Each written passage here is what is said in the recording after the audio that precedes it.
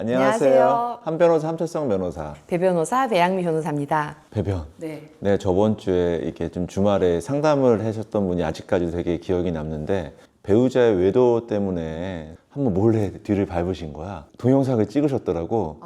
상간남과 그 배우자분이 껴안고 뭐 키스까지 하는 장면까지 동영상을 찍으셨는데 그걸 나한테 보여주면서 손이 부들부들 떨리시는 모습이 아직까지도 잊혀지지 않는다. 어디서 껴안았길래 동영상을 찍을 수 있었을까요, 근데? 카페 앞에서. 카페 앞에서.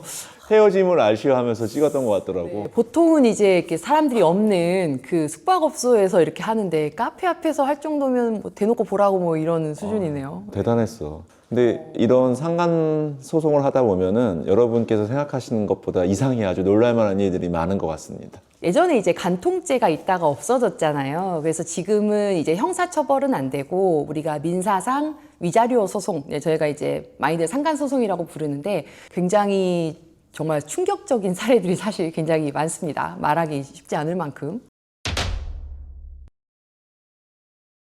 상간 소송을 할 때 가장 중요한 건 배 변호사는 뭐라고 생각해? 이 영상을 보시는 분은 어쩌면 배우자가 이미 바람난 걸 알고서 이제 찾아보셨을 수도 있잖아요. 근데 만약에 아직 그런 상황이 아닌데 이 영상을 보게 됐다면 제가 가장 드리고 싶은 얘기는 내가 알고 있다는 것을 상대방이 모르게 하라. 이게 가장 먼저 드리고 싶은 얘기고요. 뭐 바람 피는 입장에서야 아니면 아니요, 바람을 발견한 입장이죠. 발견한 입장이죠. 왜냐하면 딱 눈치를 채는 순간 가장 먼저 하는 게 뭔지 아세요? 만약에 혹시 이거 아니야 라고 하면 아마 상대방 배우자는 바로 카톡부터 나가게 합니다. 네, 그렇기 때문에 증거를 정말 모으기가 어렵거든요. 그래서 가장 중요한 거는 모른 척 시치미를 떼고 조용히 증거를 수집하는 거죠. 모든 지금 사람들의 가장 뭐 아킬레스건이라고 할 수 있는 건 휴대폰이잖아. 휴대폰이죠. 네. 그럼 근데 휴대폰을 어떻게 좀 합법적으로 증거를 수집할 수 있는지 보통 근데 패턴을 걸어놓을 수도 있는 거고 네. 잠금 장치 해놓는 경우도 있는데 그걸 또 마음대로 풀다 보면은 뭐 형법상 비밀침해죄가 성립될 수 있는 거잖아. 네. 그 얘기를 많이 하세요. 바람을 피는 순간 핸드폰이랑 한 몸이 된다고. 네, 진짜 하다못해 화장실에 갈 때까지도 핸드폰을 손에서 놓지 않고 있는 상태가 많아가지고 그러면 남편이 술에 취해 와가지고 골아 떨어졌을 때 그때 이제 몰래 보거나 아니면은 딱 샤워할 때만 넣고 들어간다. 그러면 그때 몰래 열어서 막 이렇게 뭐 이렇게 보거나 이런 경우가 좀 많고요. 근데 그나마 요즘 패턴 때문에 사실은 못 보는 경우가 좀 많아가지고 분명히 바람은 피는데 휴대폰을 도저히 못 보겠어요. 이런 사례 굉장히 많죠. 그럼 일단 비밀침해죄 벌금형을 감수하고서라도 휴대폰 이 판도라의 상자를 여는 게 난 건가? 일단은 저한테 오실 때는 이미 열어가지고 오시죠. 열어가지고 오셔가지고 이제 뭐 요거 발견했고 저거 발견했고 이렇게 하시는데요. 뭐 외도 증거를 잡았다라고 해서 이제 경찰에 고소를 하게 되면 이제 비밀침해죄라는 죄로 처벌을 받을 수도 있습니다. 벌금형이고요. 뭐 한 50만 원, 100만 원 나오겠죠. 근데 이제 내가 바람을 폈어요. 우리 남편이 내가 바람 핀 거 찾으려고 핸드폰 패턴을 좀 풀어서 증거를 이제 잡았어요. 그러면 그거 들고 경찰에 고소하러 갈까요? 쪽팔리겠지. 쪽팔리죠. 보통은 쪽팔려서 못 가거든요. 그래서 현실적으로는 이렇게 많이 하지는 못하는데 그래도 처벌이 될 수 있으니까 본인 직업이 공무원이시면 이거를 좀 안 하셔야 돼요. 공무원은 경찰이 입건된 순간 바로 통지가 딱 징계 쪽으로 가기 때문에 안 하셔야 되는데 대부분 어떤 경우에 이제 패턴이 풀려서 오냐면 유튜브 보면서 유튜브가 약간 계속 재생되게 이렇게 되는 경우 있거든요. 그럼 유튜브가 계속 재생되면서 이제 이 사람이 골아 떨어졌음에도 불구하고 휴대폰이 열려 있죠. 그때 이제 유튜브 열린 상태에서 휴대폰을 잡아서 이렇게 가지고 오는 분들이 좀 많으시고요.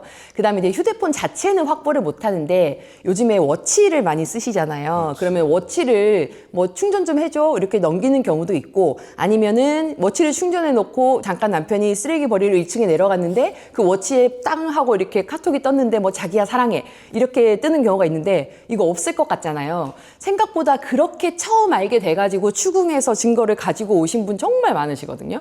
워치랑 연동을 끊어야겠네. 네, 그래서 조금, 좀 지은 죄가 많으실 것 같은 분들은 워치랑 연동을 끊으시거나 또는 카카오톡 비밀대화라는 게 있어요. 그래서 비밀대화는 워치에 내용이 뜨지는 않거든요. 그래서 남편이나 배우자의 외도가 의심될 때 카톡 내용을 본다면 비밀 대화는 없는지 그리고 좀 알려드리면 요즘에 오픈 채팅 많이 하잖아요. 그러니까 누구나 오픈 채팅방을 만들 수 있거든요. 그러면 그 두 사람이 오픈 채팅방을 만들어서 아이디도 자기 이름으로 안 하고 뭐 자고 있는 프로도 뭐 이렇게 바꿔가지고 둘이서 거기서 채팅을 하고 매번 나가기를 하거든요. 그러니까 이런 식으로 하는 패턴이 있어가지고 실제로는 잡기가 굉장히 어렵습니다. 또 요새는 갈수록 뭐 진화되다 보니까 정치인들도 텔레그램을 많이 사용하듯이 꼭 나도 내 친구들이 뭐 얘기할 때 갑자기 걔는 뭐 정치인도 아닌데 그냥 뭐 하루 뒤 삭제 기능을 다 눌러놓더라고.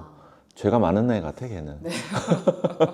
근데 또 하나의 지금 휴대폰을 얘기했지만은 가장 많이 또 의외로 또 이 자동차가 아주 또 판도라의 상자의 가능성이 많습니다. 왜냐면 저 되게 놀랄만한 사건 하나 얼마 전에 좀 맡은 적이 있는데 자동차에 보통 부부 한정 특약을 하잖아.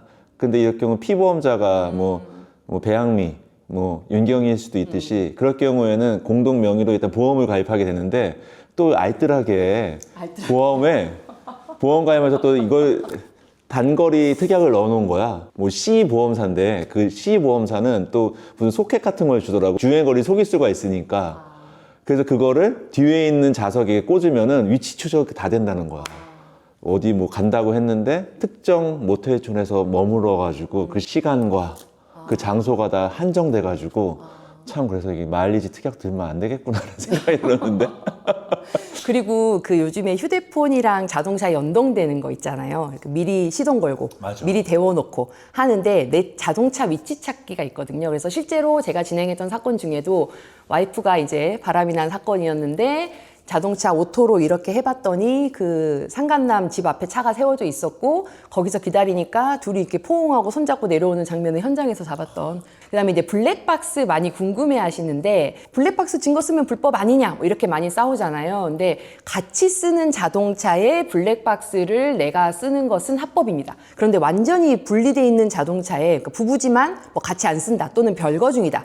그런 상태에서 상대방 키를 몰래 가져다가 이제 블랙박스를 보게 되는 경우는 좀 문제가 되는데요. 블랙박스에 생각보다 증거가 많죠.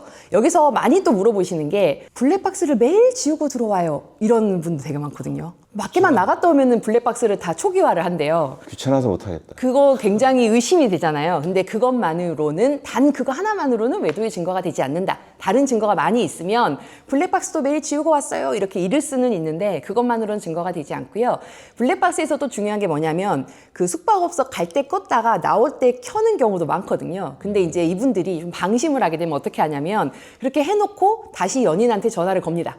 그래갖고 전화를 걸어서 조금 전에 있었던 일을 대화를 해요. 그럼 기껏 숙박업소에 갔을 때는 블랙박스를 껐다가 나와가지고 뭐 아까 어쨌네 저쨌네 이렇게 얘기를 하면 그게 다 녹음이 돼가지고 그게 걸려서 잡힌 케이스도 있었고요. 그 다음에 이제 또 와이프가 운전해서 가다가 이제 친구랑 통화를 하면서 그 친구는 이미 이 와이프의 남친을 알고 있는 사이죠. 그래서 그 친구랑 통화하면서 나 이렇게 뭐 어제 걔랑 어떻게 싸웠고 좋았고 이따가 나중에 너네 커플이랑 같이 만나 뭐 이렇게 친구랑 통화하는 걸 또 통해서 외도를 알게 된 케이스도 있었고 블랙박스가 의외로 굉장히 그 외도 증거 잡는 데 되게 중요한 증거가 됩니다. 여기서 한 가지 유의하실 점은